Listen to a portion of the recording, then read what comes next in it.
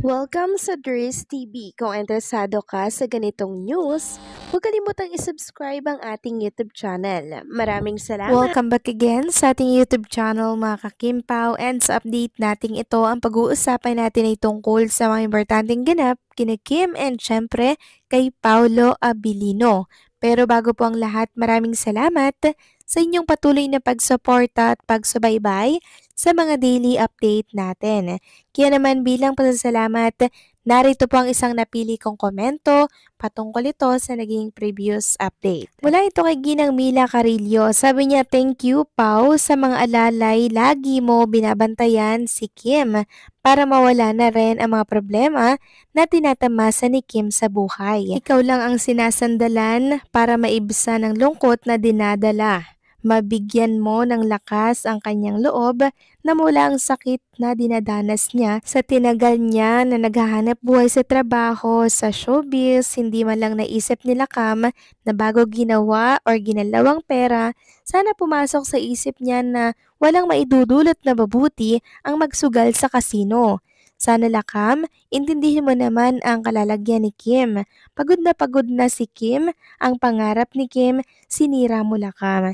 Sana ayusin mang buhay family Chu and the Balino family. Sana matuloy na ang future ni Kim Pao na magkaroon ng family, sariling anak na makasal na ang Kim Pao. Humingi ka ng tawad kay Kim o kaya ibalik mong pera. God bless na lang sa Kim Pao. Love always, Kim Pao forever.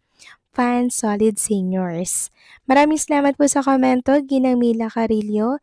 Hindi na po maibabalik pa ang nawalang pera ni Chinita Princess, lalo't kung ito ay naipatalo na po sa isang sugal. Iniisip ko nga po mga Kimpaw kung bakit nagawa nila Kam na pagnakawan po yung kapatid niya na si Chinita Princess.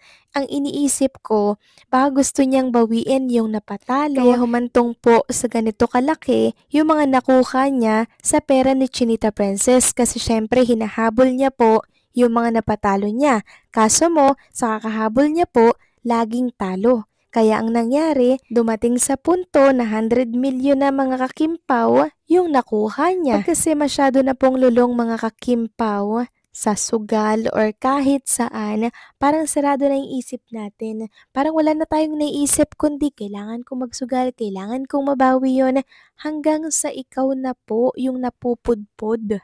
Kaso nyo nga po mga kakimpaw, hindi niya naman pera yung kanyang nilulustay, kundi kay Chinita Princess. Kaya ang nakakaawa, yung may sariling pera na naghirap ng ilang taon para makapag-invest, makapagpundar at makapag-ibon. Pero ano ginawa nila Kam? Nilustay at inubos po ang perang pinaghirapan ni Chinita Princess. Kaya kinakailangan niya talaga na magsampa ng kaso. Hindi pwede yung sorry lang dito mga kakimpaw. Kailangan po talagang mapagbayaran nila Kam yung mga pera po na kinuha niya. Hindi man niya mababayaran ng buo at cash, pagbabayaran niya naman po yung ginawa niya sa batas. So maraming salamat sa komento, Ginang Mila Carillo. God bless po at mabuhay kayo. So eto na nga, pag-usapan na natin mga kakimpaw ang mga topic na nakalap natin sa gabing ito at unahin na nga nating pag-usapan etong ilan sa mga nakakilig na ganap sa The Alibay na kung saan si Kim and Paolo Abilino nga po, 'di ba? Nagbabike sila together. Tapos si Kim Chu parang na out of balance. Tapos si Paolo to the rescue. Sabi nga po ng mga fans, apaka-OA, sana kinandong mo na lang si Stella habang nagbabike. Grabe po yung revelation for today's episode mga kakimpo, no? Ang bibigat sa dibdib yung bawat character, may pinaghuhugutan, pero awang-awa tayo kay Vincent at kay Jacqueline. 'Di ba? Grabe yung episode ng 9 at 10 mga kakimpaw. Ang daming emotions and sekreto na lumalabas. Pati si Charlie, nahuli na rin po ni Aling Sonia. So 4 na episode na lang po mga kakimpaw ang ating hinihintay at magwawakas na po ang The Alibay. Naku, malulungkot na naman ang mga Kimpaw fans niyan kasi wala na naman silang mapaglilibangan. Sana magkaroon po ng part 2 mga kakimpaw, no? Samantalang next topic naman tayo, pag-usapan natin mga kakimpaw ang tungkol nga po dito sa naging post ng may-ari po, dating may-ari nung rest house or parang resort ni Chinita Princess sa Tagaytay. May post po kasi siya. Sabi dito, "Dear Kim Chu, buying my house in Tagaytay is one of your blessings. You invested your money in property which no one could take away from you. I still remember your sweet words. Sige na kuya CEO, akin na lang to. Because at that time, there was another buyer. I choose to sell the house to you instead. Kasi naman yung mga ngiti mo nakakainis to.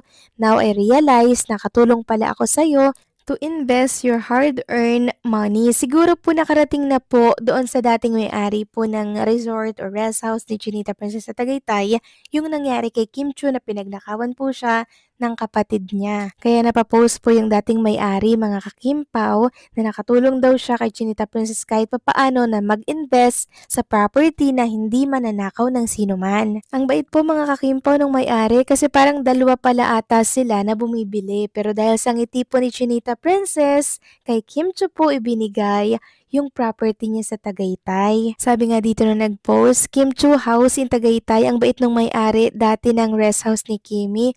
Nabenta kay Kimi nang dahil sa ngiti ni Kim. Ang rest house ni Kimi sa Tagaytay isa sa mga fruit of labor niya. And last year, same month dyan, nagpasko si Kimi kasama ate Lakam niya, ibang kapatid, magkamag-anak at malapit na kaibigan. Tapos ngayon, magpapasko, it will never be the same." Hay nako. And nagbasa nga po ako sa post na yan mga kimpaw. May nabasa po ako na ganito. May vlogger admin daw. Sabi dito, may vlogger admin, nakita ko yan, ang sinama sa post property daw kasama sa binenta ng ate niya. Di ba yung kondo yata hindi kasama yung bahay sa Tagaytay? Nakakalungkot naman kung kasama pati itong rest house ni Chinita Princess sa Tagaytay na binenta nila Kam. Sa pagkakaalam ko, kondo lang yung binenta, hindi kasama yung rest house ni Kim Chu sa Tagaytay. Sana fake news lang yung lumalabas na yon kasi sobrang memorable po ng place na to kay Chinita Princess, mga kakimpaw. Ang tagal na nito sa kanya, mga kakimpaw. Kaya maging ako, pag totoo yung nabasa ko dito, syempre masasaktan ako kasi hard-earned money yun ni Chinita Princess. Bata niya pa ito nabili, mga kakimpaw eh. Tapos ibebenta ng ganon-ganon lang. Tapos ipapatalo lang sa sugal, di ba? So nasa ng hostisya. Lalo lang madadagdagan yung inis natin kay Lakam kung totoo man nga itong mga bali-balita na to. Pero sa pagkakaalam ko, kondo lang, tapos di umano, nagnakaw ng pera sa vault. Hindi ko alam kung alin ba dun yung may katotohanan kasi kung ano-ano na po ang lumalabas ngayon sa mundo ng social media. Kaya mabuting suriin nyo pong maigi yung pinapanood ninyo, kung may katotohanan, kung legit ba yan, or haka-haka lamang. So paano mga kakimpaw, hanggang dito na lamang po ang update natin. Maraming salamat sa patuloy na pagsuporta and don't forget to like, share, comment, and subscribe.